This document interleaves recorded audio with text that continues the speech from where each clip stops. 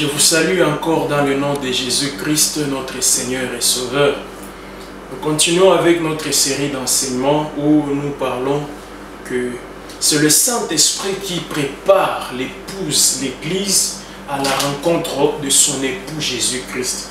Et aujourd'hui, nous voulons répondre à 2 ou 3 questions par rapport au rôle du Saint-Esprit. Il y a une question qui taraude les nerfs, où les gens se posent.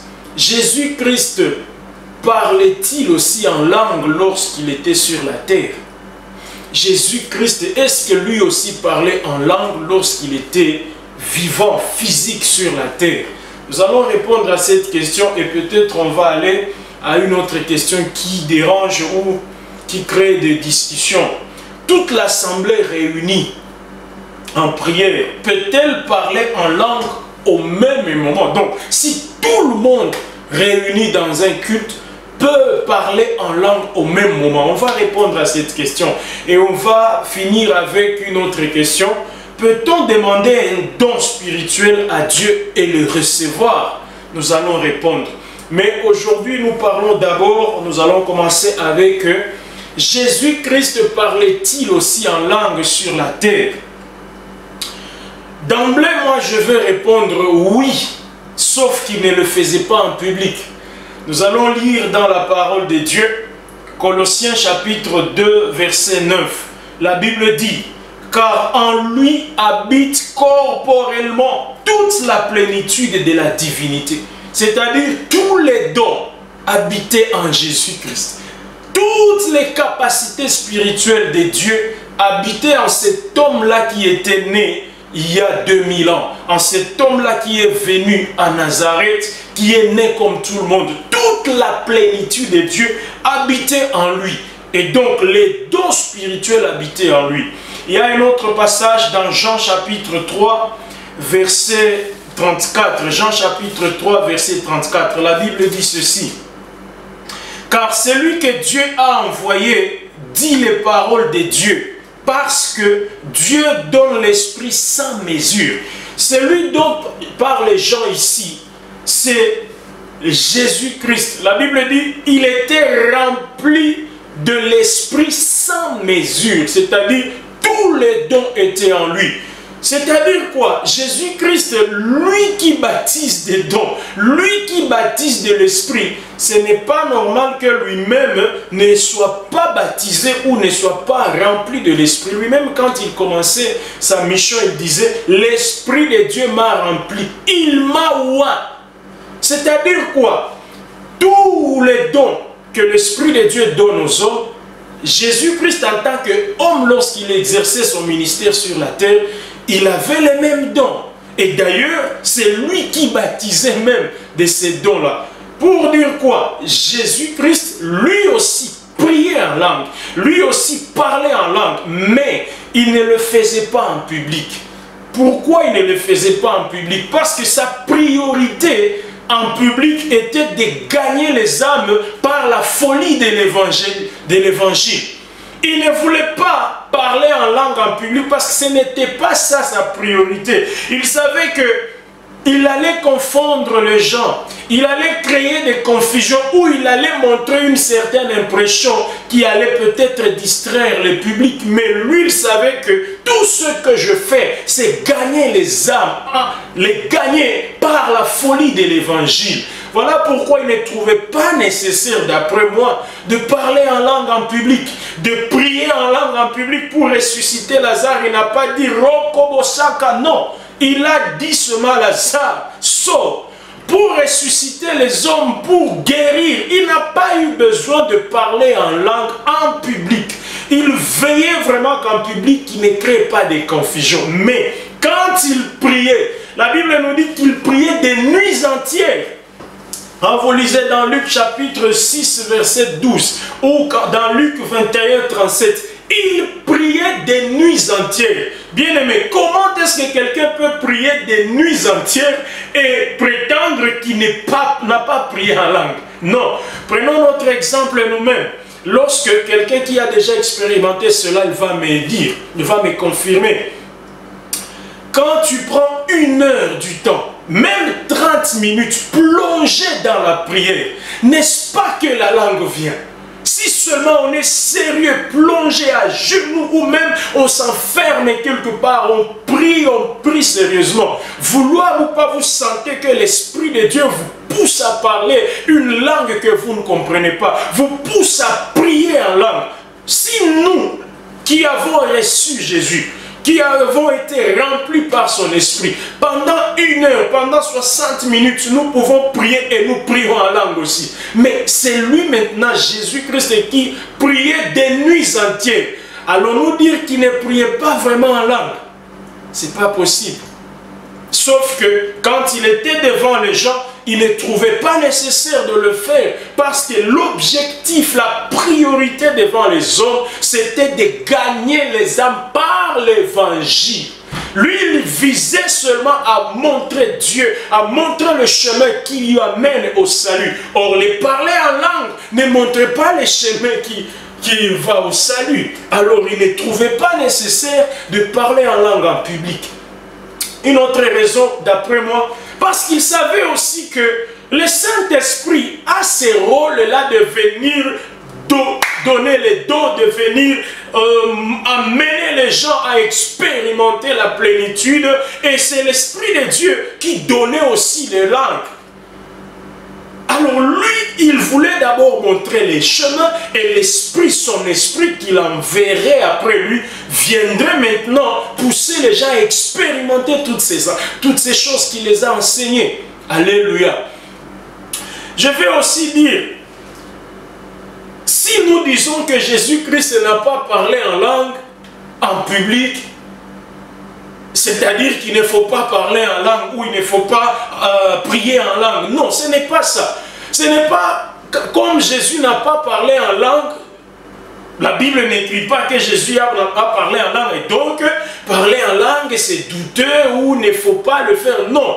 Comment est-ce que lui-même qui baptise en langue, lui-même qui remplit du Saint-Esprit, pouvait ne pas lui-même en être rempli? Non. Comment est-ce que lui-même qui baptise du Saint-Esprit pouvait ne pas lui-même être baptisé du Saint-Esprit? Ce n'est pas possible. D'ailleurs, vous allez constater dans le livre de Luc, que Luc chapitre 1er, l'histoire d'Élisabeth avec son mari, Zacharie, lorsqu'ils attendaient que Jean soit né. Je vous épargne des détails. Mais la Bible nous dit que lorsque Élisabeth a rendu visite à Marie, la Bible dit quand Marie seulement a salué Élisabeth, Élisabeth a subitement été remplie du Saint-Esprit et même l'enfant qui était dans son ventre a tressailli, c'est-à-dire a bougé. Bien aimé, ce n'est pas par la salutation de Marie que Élisabeth a été remplie du Saint-Esprit ou que Jean dans le ventre a tressailli, mais c'était à la rencontre de Jésus-Christ, parce que c'est Jésus-Christ qui remplit de l'Esprit, c'est Jésus-Christ qui baptise du Saint-Esprit. Et donc lui-même qui était rempli de l'Esprit sans mesure, c'est inconcevable de dire qu'il n'a pas parlé en langue, qu'il n'a pas prié en langue. Ce n'est pas possible. Sauf que pour lui, en secret, il priait des nuits entières, il priait en langue certainement, il parlait en langue certainement pour édifier son cœur, pour édifier son esprit, mais en public, il parlait, il enseignait en araméen, il parlait en hébreu, il parlait en grec parce qu'il voulait sauver les âmes par l'évangile et non par les parler en langue. D'ailleurs, quand on parle en langue en public, souvent, ça donne comme si quelqu'un voudrait impressionner, comme si d'autres même ont des doutes, commencent à se dire, mais qu'est-ce que cet homme dit? Qu'est-ce qu'il dit au juste? Les faibles en esprit même, ils se disent, ah, on ne comprend même pas ce qu'il dit, peut-être que c'est un magicien, peut-être même que c'est un occultiste. Alors Jésus ne voulait pas mettre les gens dans toute cette confusion, il voulait aller tout droit au but. Quand il était en public, lui, il visait les âmes. Il voulait que les gens soient sauvés. Alors il leur parlait dans la langue qu'ils comprenaient. Alléluia. Mais la Bible n'a pas tout écrit et Jésus-Christ ne pouvait pas tout faire. Parce que lui-même, il était le fondement et il est le fondement. Il est venu juste poser ou placer le fondement qu'il était. Pour dire qu'il ne pouvait pas tout faire, il ne pouvait pas tout dire. Voilà pourquoi la Bible nous parle dans Jean chapitre 14, verset 12. La Bible dit ceci. En vérité, je vous le dis, celui qui croit en moi fera lui aussi les œuvres que moi je fais. Et écoutez, et il en fera des plus grandes. Pourquoi? Parce que je m'en vais vers le Père. Moi, je ne peux pas tout faire. Je n'ai que 3 ans d'exercice du ministère, donc je ne peux pas tout faire. Ce que je fais, je mets l'essentiel. Je mets les fondements. Alors j'accomplis des miracles pour que les gens voient et que, oui, ceux qui croient en moi peuvent faire aussi des miracles. Je ressuscite les morts pour que les gens croient que ceux qui croient en moi peuvent aussi ressusciter les morts. Voilà pourquoi la Bible dit qu'en Éphèse, quand Paul est arrivé à Éphèse, vous allez lire, nous allons lire ensemble d'ailleurs, Actes des Apôtres chapitre 19, versets 11 à 12, la Bible dit ceci. Et Dieu faisait des miracles extraordinaires par les mains de Paul, au point qu'on appliquait sur les malades les linges ou des étoffes qui avaient touché son corps. Alors les maladies les quittaient et les esprits mauvais sortaient. Jésus-Christ n'a pas fait ça. Nulle part dans la Bible on nous dit qu'on a pris une étoffe ou les linges, les mouchoirs qui avaient touché le corps de Jésus et on l'a mis sur les malades et les maladies sont parties. Non. Mais comme il avait promis que celui qui croira en lui fera une chose que lui, alors Paul l'a fait à Éphèse. Juste le mouchoir qui avait touché le corps de Paul, on le mettait sur les malades et les maladies sortaient. Mais les maladies ne sortaient pas au nom de Paul. Par la puissance de Paul, les maladies sortaient par la puissance du nom de Jésus et pour la gloire de Jésus. Alléluia. La Bible n'a pas tout écrit.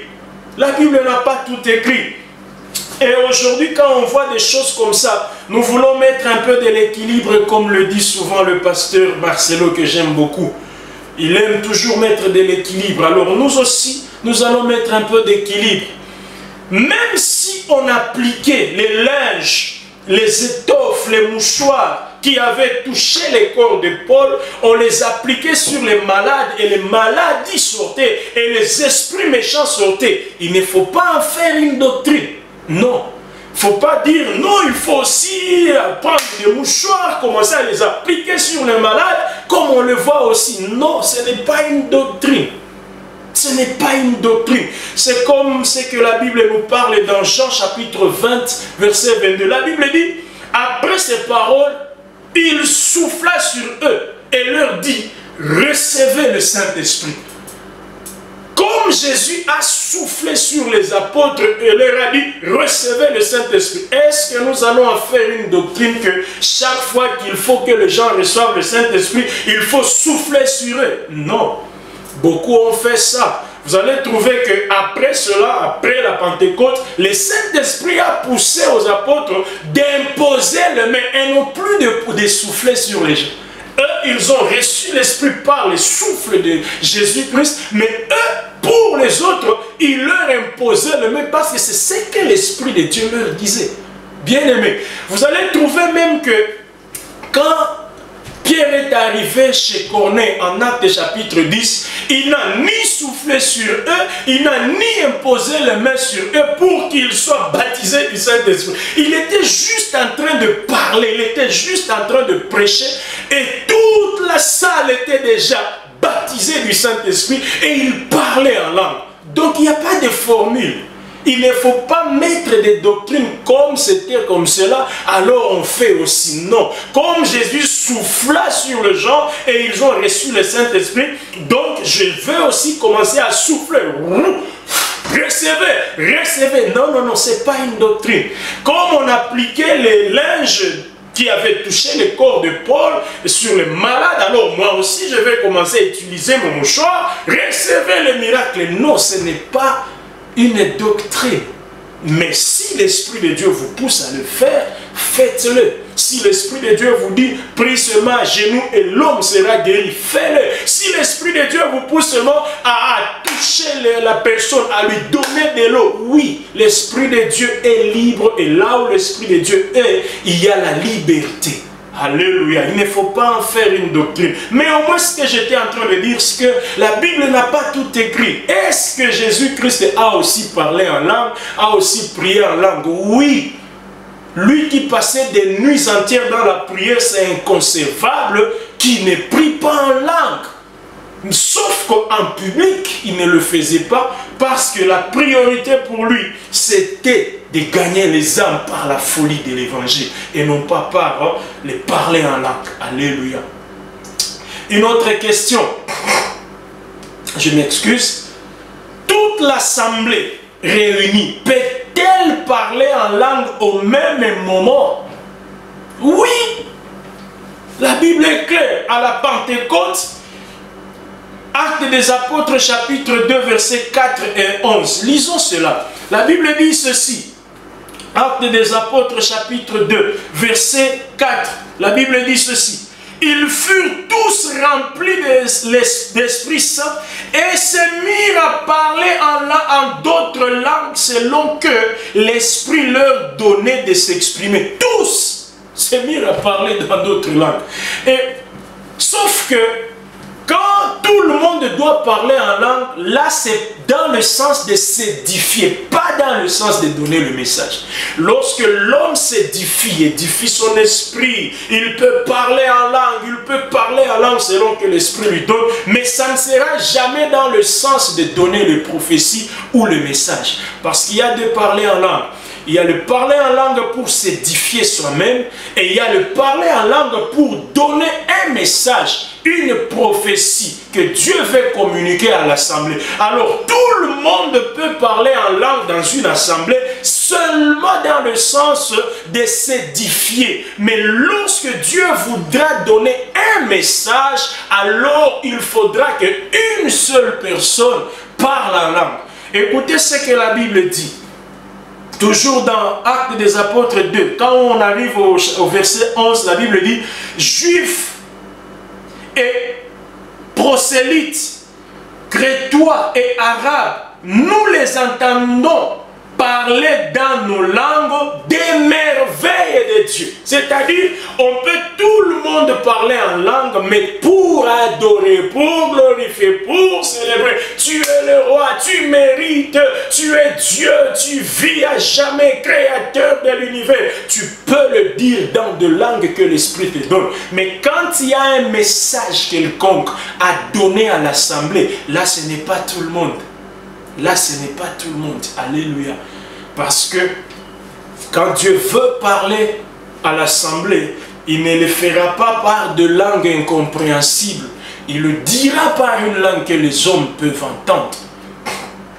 L'apôtre Paul même disait dans 1 Corinthiens 14, 5, « Je veux que vous parliez tous en langue. » Il voulait que tout le monde, toute l'assemblée prie en langue. L'apôtre Paul le désirait. Parce que c'est pour édifier les cœurs. Mais il continue là en disant, mais je veux plus que vous prophétisiez vous tous. Parce que la prophétie, c'est le message maintenant de Dieu.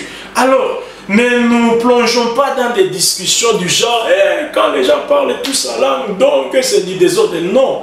Ils peuvent tous parler en langue pour s'édifier. Tu peux être en train de prier, tu peux être en train de prier, tu sens que la langue te vient, ne t'empêche pas. Laisse-toi aller, parle en langue.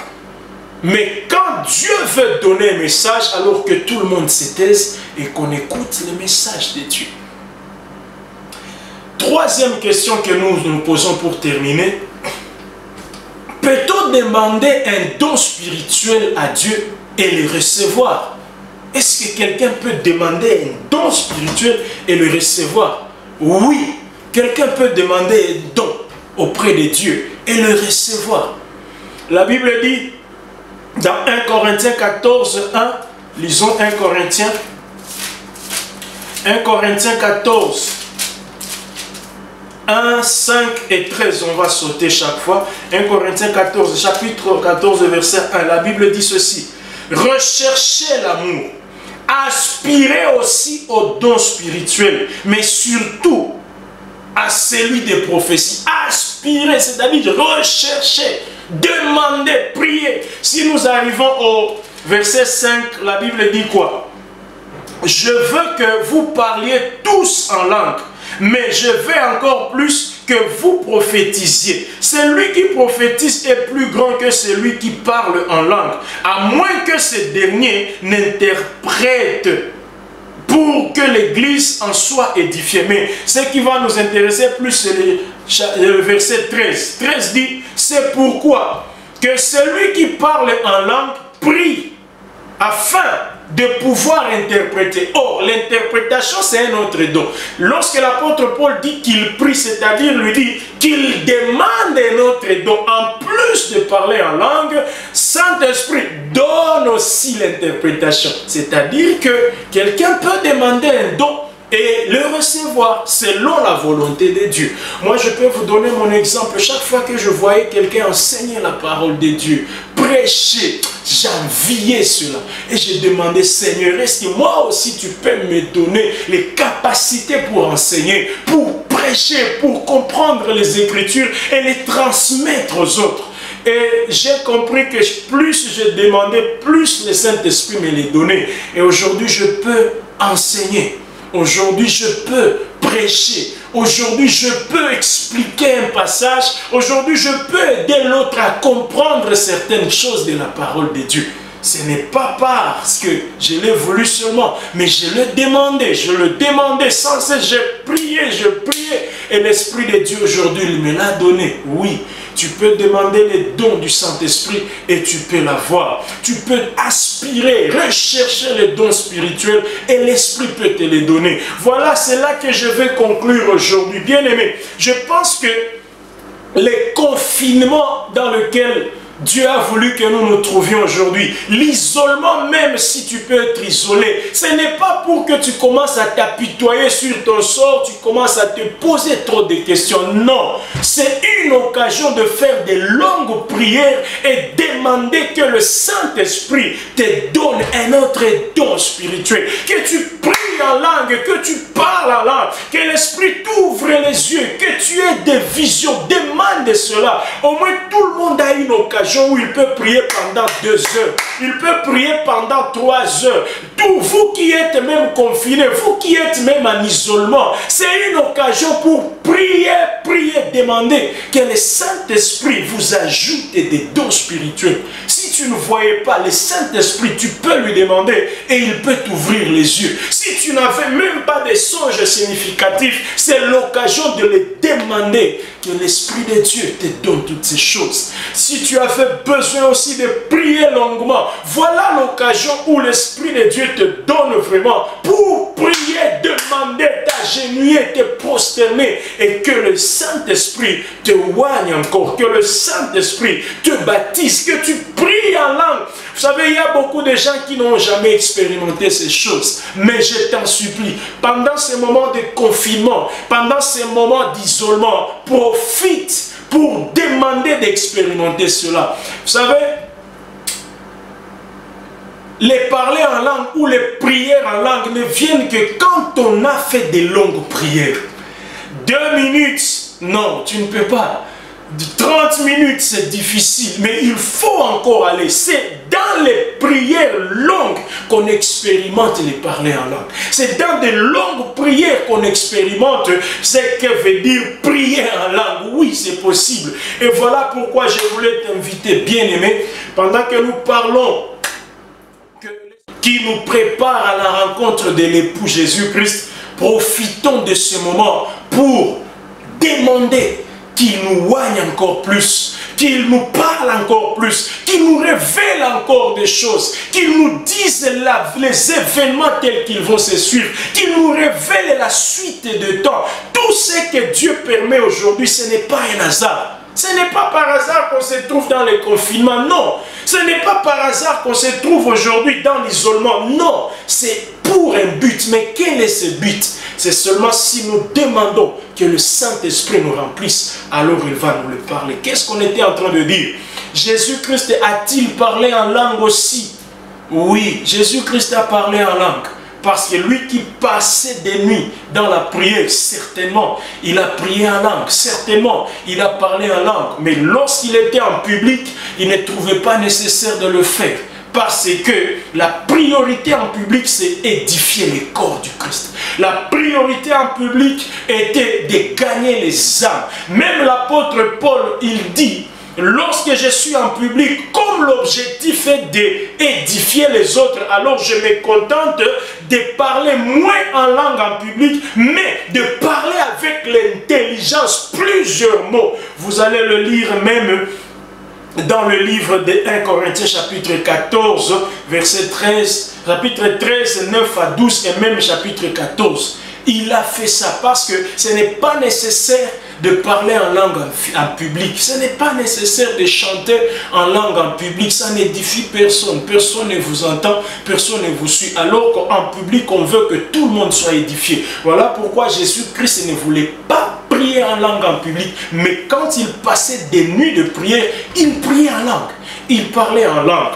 Et nous avons dit, est-ce que toute l'assemblée réunie peut-elle parler en langue au même moment? Oui, à la Pentecôte, on l'a vu. Donc aujourd'hui, on peut aussi le voir, sauf que quand on parle tous en langue, c'est dans le cadre de nous édifier nous-mêmes. Mais quand il faut parler en langue pour donner un message, ce n'est pas tout le monde. Il faut une seule personne qui parle en langue et qui interprète ou qui est interprétée par une autre personne.